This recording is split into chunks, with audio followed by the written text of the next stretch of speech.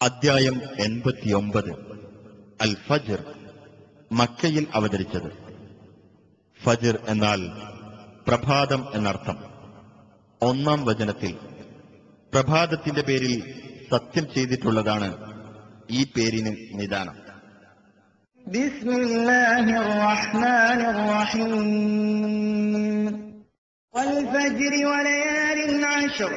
പ്രഭാതം തന്നെയാണ് സത്യം, 10 രാത്രികൾ തന്നെയാണ് സത്യം. വശഫഇ വൽ വത്ർ. ഇരട്ടയും ഒറ്റയും തന്നെയാണ് സത്യം. വല്ലൈലി ഇദാ യസ്ർ. രാത്രി സഞ്ചരിച്ചുകൊണ്ടിരിക്കെ അത് തന്നെയാണ് സത്യം.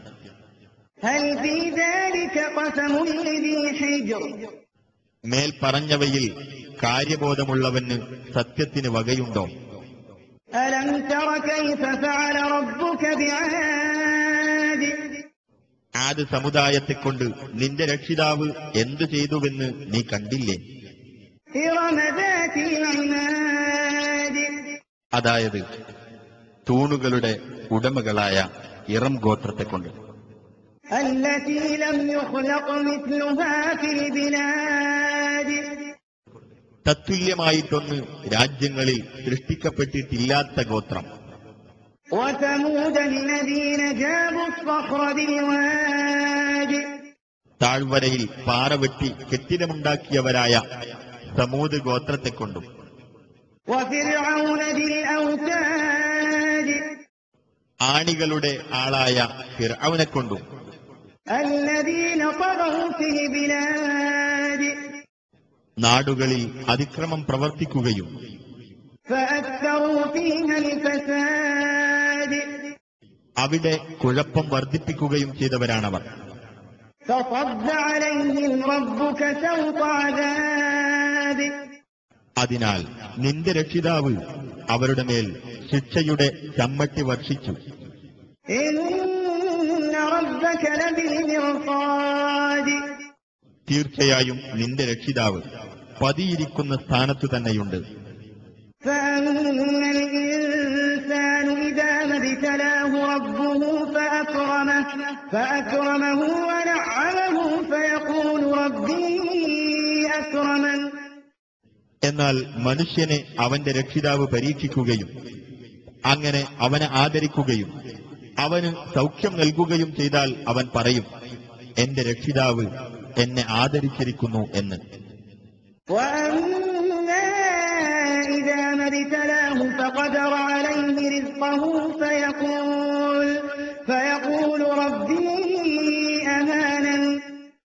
എന്നാൽ മനുഷ്യനെ അവൻ പരീക്ഷിക്കുകയും എന്നിട്ട് അവന്റെ ഉപജീവനം ഇടുങ്ങിയതാക്കുകയും ചെയ്താൽ അവൻ പറയും, എന്റെ രക്ഷിതാവ് എന്നെ അപമാനിച്ചിരിക്കുന്നു എന്ന്. كلا بل لا تكرمون اليتيم. അല്ല, പക്ഷേ നിങ്ങൾ അനാഥയെ ആദരിക്കുന്നില്ല. ولا تحاضون على طعام المسكين. പാവപ്പെട്ടവന്റെ ആഹാരത്തിന് നിങ്ങൾ പ്രോത്സാഹനം നൽകുന്നുമില്ല. وتأكلون التراث أكلا لما. അനന്തരാവകാശ സ്വത്ത് നിങ്ങൾ വാരിക്കൂട്ടി തിന്നുകയും ചെയ്യുന്നു. وتحبون المال حبا جما. ധനത്തെ നിങ്ങൾ അമിതമായ തോതിൽ സ്നേഹിക്കുകയും ചെയ്യുന്നു. كلا إذا دكت الأرض دكا دكا. അല്ല, ഭൂമി പൊടിപൊടിയായി പൊടിക്കപ്പെടുകയും وجاء ربك والملك صفا صفا. നിന്റെ രക്ഷിതാവും അണിയണിയായി മലക്കുകളും വരുകയും وجيء يومئذ بجهنم يومئذ يتذكر الإنسان وأنى له الذكرى. അന്ന് നരകം കൊണ്ടുവരപ്പെടുകയും ചെയ്താൽ അന്നേ ദിവസം മനുഷ്യന് ഓർമ്മ വരുന്നതാണ്. എവിടെ നിന്നാണ് അവന് ഓർമ്മ വരുന്നത്? يقول يا ليتني قدمت لحياتي. അവൻ പറയും, അയ്യോ, ഞാൻ എന്റെ ജീവിതത്തിനു വേണ്ടി മുൻകൂട്ടി സൽക്കർമ്മങ്ങൾ ചെയ്തു വെച്ചിരുന്നെങ്കിൽ എത്ര നന്നായിരുന്നേനെ. فيومئذ لا يعذب عذابه أحد അപ്പോൾ അന്നേ ദിവസം അല്ലാഹു ശിക്ഷിക്കുന്ന പ്രകാരം ഒരാളും ശിക്ഷിക്കുകയില്ല. ولا يوثق وثاقه أحد അവൻ പിടിച്ചു ബന്ധിക്കുന്നത് പോലെ ഒരാളും പിടിച്ചു ബന്ധിക്കുന്നതുമല്ല.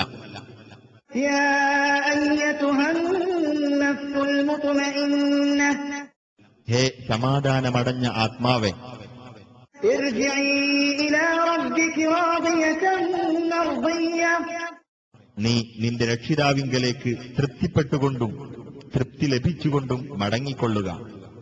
فادخلي في عبادي وادخلي جنتي എന്നിട്ട് എന്റെ അടിയാന്മാരുടെ കൂട്ടത്തിൽ പ്രവേശിച്ചുകൊള്ളുക, എന്റെ സ്വർഗത്തിൽ പ്രവേശിച്ചുകൊള്ളുക.